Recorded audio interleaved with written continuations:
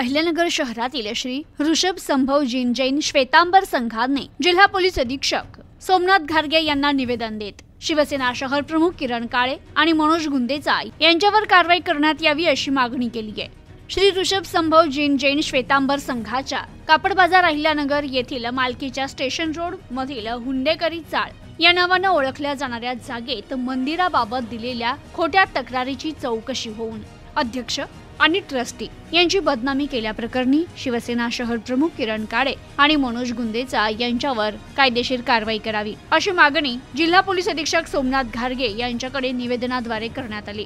यावेळी मुख्य ट्रस्टी सुभाष मुथा, राजेंद्र शहा, लालचंदजी काचवा, जितेंद्र गांधी, किशोर भंडारी, विनोद शहा, दिनेश पटवा, दीपक शहा, संदीप शहा, राजेंद्र बोथरा, संतोष बोरा यांच्यासह अनेक जण उपस्थित होते।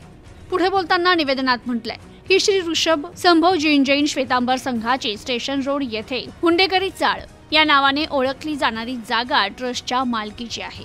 संबंधित जागा ट्रस्टला 20 जानेवारी 1975 रोजी बक्षीस पत्राने मिळाली आहे। तेव्हापासून या जागेत भाडेकरूचा ताबा आहे। या बक्षीस पत्रात जैन मंदिर असल्याबाबत किंवा कुठलेही मंदिर असल्याबाबत उल्लेख नाहीये। या जागेत पूर्वीपासून आज भाडेकरू असल्यामुळे तिथे कधीही साधू भगवंतांचं वास्तव्य नव्हतं किंवा जाहीर प्रवचनाचे कार्यक्रमही झालेले नाही। या जागेत कधीही मंदिर अस्तित्वात नव्हतं अशी खरी वस्तुस्थिती असताना जाणून बुजून दुष्ट हेतूने ट्रस्टला आणि ट्रस्टीला बदनाम करण्यासाठी व खोट्या गुन्ह्यात अडकवण्यासाठी त्या ठिकाणी मंदिर होतं असं भासवून तसा खोटा तक्रारी अर्ज शिवसेना उद्धव बाळासाहेब ठाकरे गटाचे शहर प्रमुख किरण काळे आणि मनोज गुंदेचा यांनी कोतवाली पोलीस स्टेशन या ठिकाणी दिलाय।